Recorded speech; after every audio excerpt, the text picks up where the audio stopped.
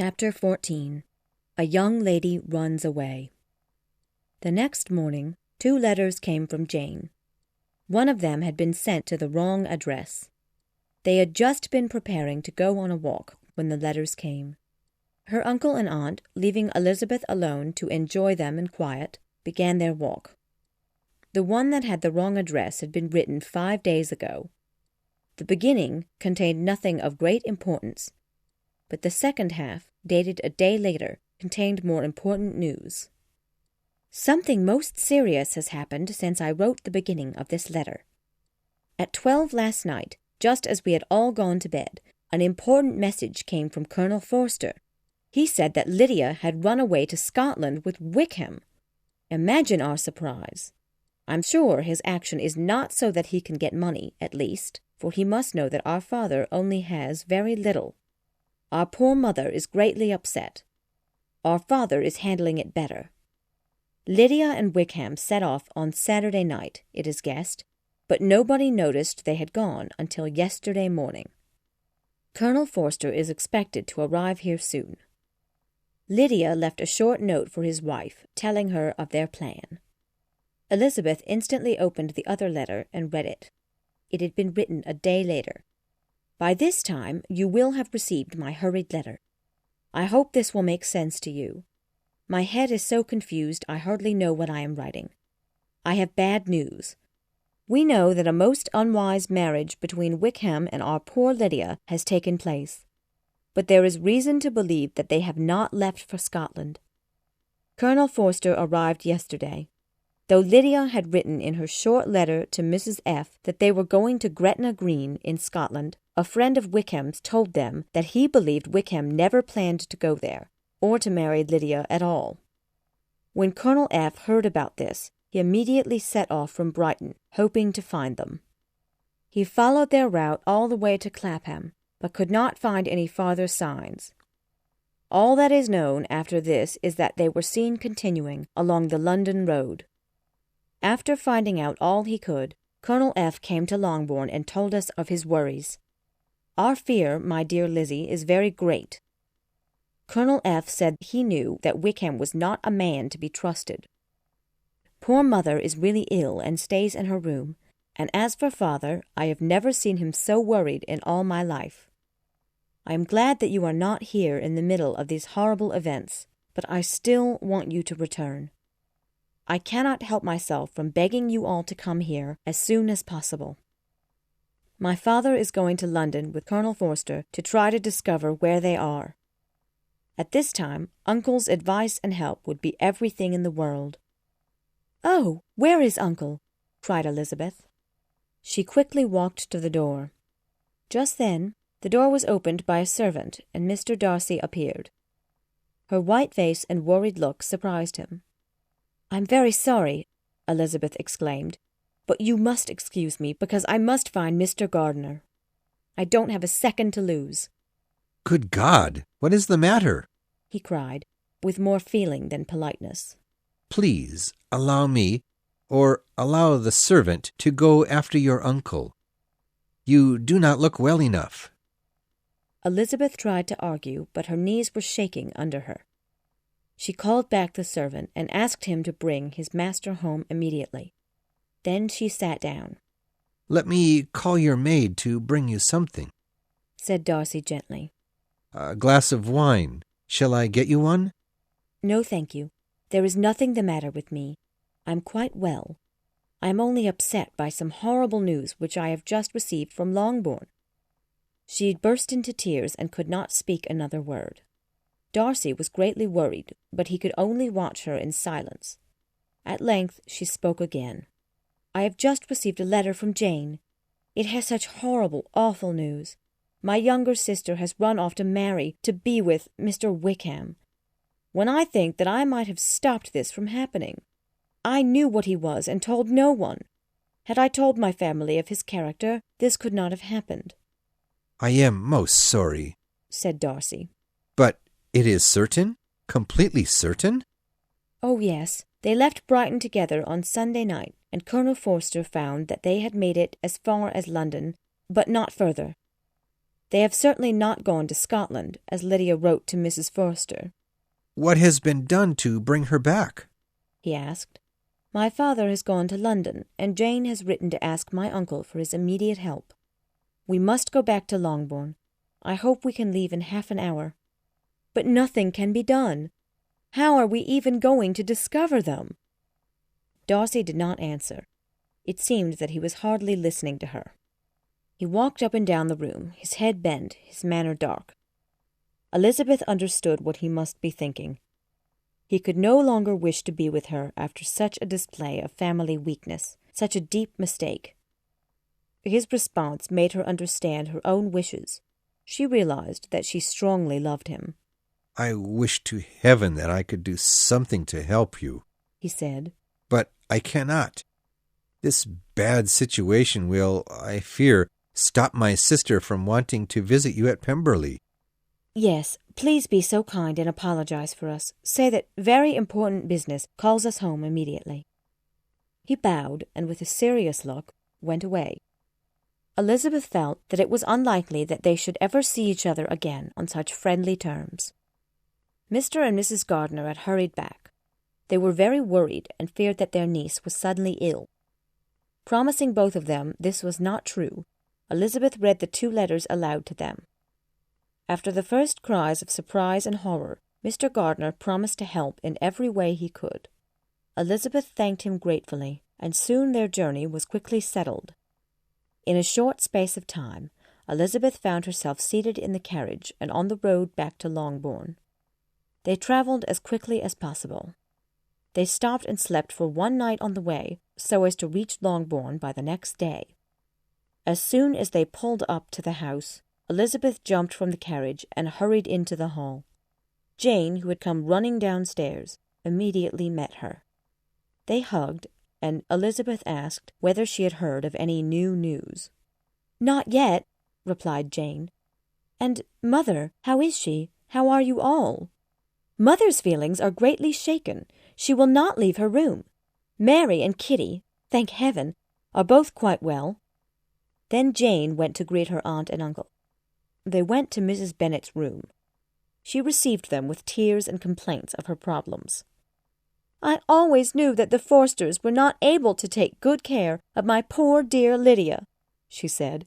"But no one would listen to me as usual. And now Mr. Bennett has gone away, and he will fight Wickham, and he will be killed. Then the Collinses will make us move out after his death. I do not know what we shall do." They all told her to stop thinking such horrible ideas. Mr. Gardiner told her that he would go to London the very next day to help Mr. Bennett in his search for them. Everyone was hoping for a letter from Mr. Bennett the next morning, but nothing arrived. On Tuesday, a letter from Mr. Gardiner came to say that he had found Mr. Bennett and asked him to go with him to Gracechurch Street. Mr. Bennett had, he said, learned no new information. Now they had decided to ask at all the major hotels. Every day at Longbourn was now one of worry. Mr. Gardiner's next letter said that they might expect to see their father arrive home on the following day, which was Saturday. Mr. Bennett was without hope of ever finding them, and he had agreed to the idea of his brother-in-law to return to his family. Mr. Gardiner would continue to search for them alone. When Mrs. Bennett heard this, she did not seem as happy as her children expected. "What? Is he coming home without poor Lydia?" she cried. "Surely he will not leave London before he has found them. Who will fight Wickham, then, and make him marry her?" When Mr. Bennett did arrive the next morning, he seemed as calm as ever. He said very little, but this was his usual way, and made no talk about the unpleasant business Lydia had caused them. When he joined them at tea later in the afternoon, Elizabeth decided to say that she was sorry for all that he had recently been through. "Who should be blamed but myself?" he replied. "It has been my own doing, and I deserve it." They were interrupted by Jane, who came to fetch her mother's tea. "Your mother's way of acting," he said, "gives a new definition to being ill. One day I will perhaps do the same. I will sit in my library, in my cap and gown, and give everyone as much trouble as I can. Or perhaps I shall wait until Kitty runs away." "I am not going to run away, Papa," said Kitty. "If I should ever go to Brighton, I would behave better." "You go to Brighton? I would not trust you to go as near it as Eastbourne. No, Kitty, I have at last learned that I must be very careful.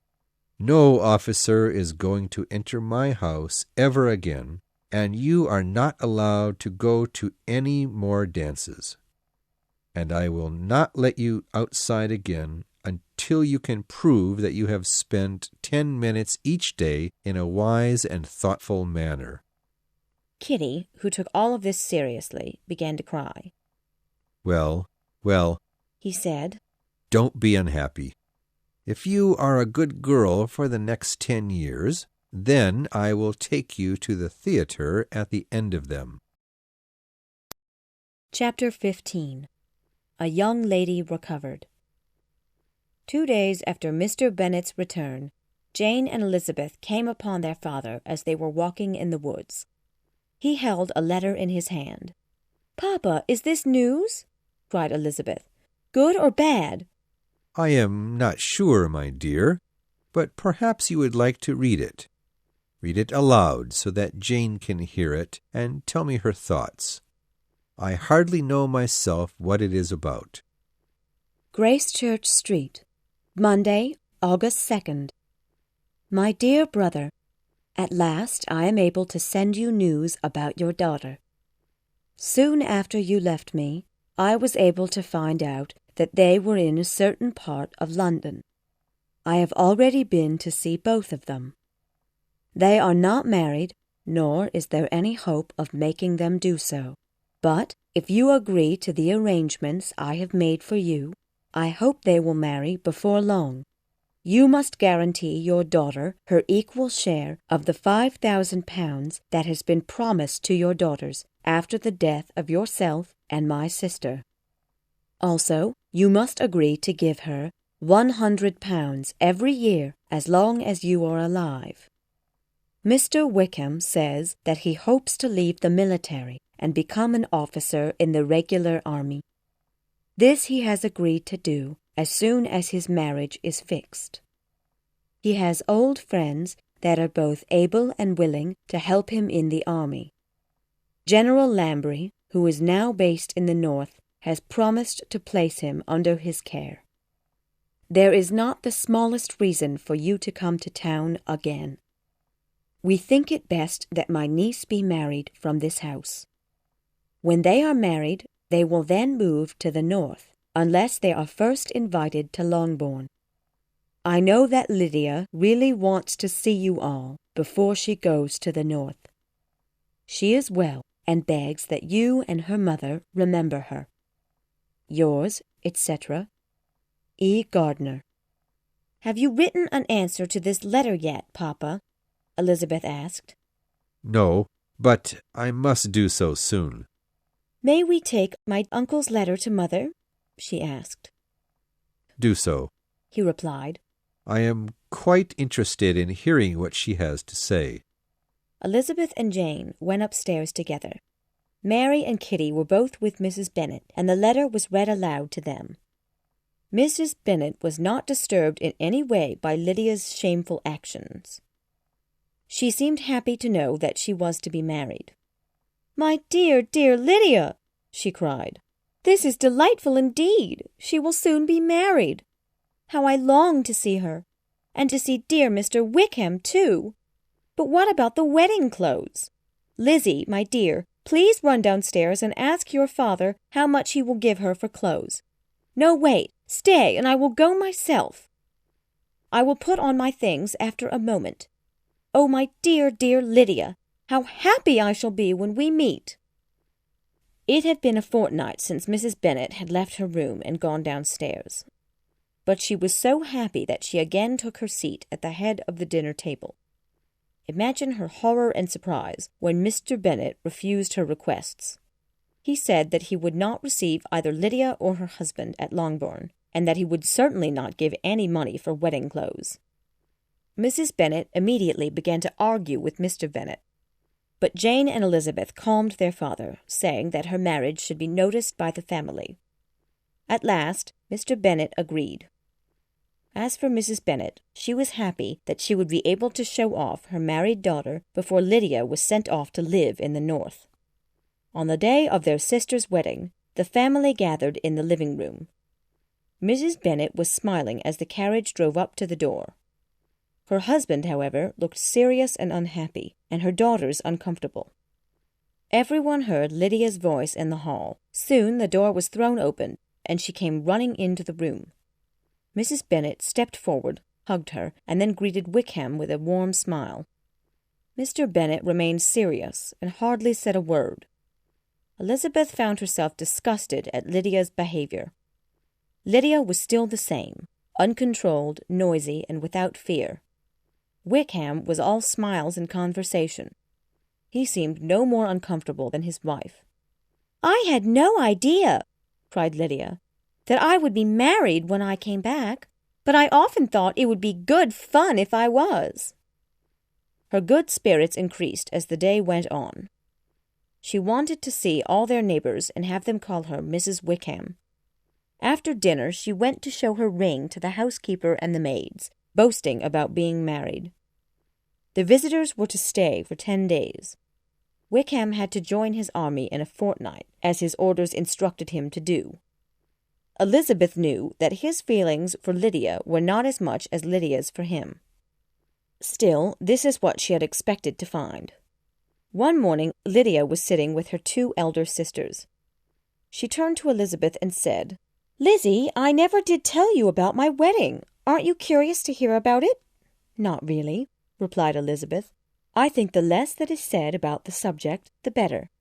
"La, you are so strange." "But I do need to tell you how it happened. Well, it was Uncle who found us, as I'm sure you know. He found out that we were staying where Wickham used to live in town. When Uncle arrived, he insisted on taking me home. We were going to be married at St. Clement's, and it was finally agreed upon to be there at 11 o'clock. I was in such a worried state. I was so afraid that my dear Wickham would not be there. But when Uncle and I arrived at the church, he was there, looking so handsome, with Mr. Darcy looking very serious beside him." "Mr. Darcy?" repeated Elizabeth. She was quite shocked to hear his name. "Oh, yes. He came there with Wickham, you know. But dear me, how I forgot. What will Wickham say to me now? It was to be a secret.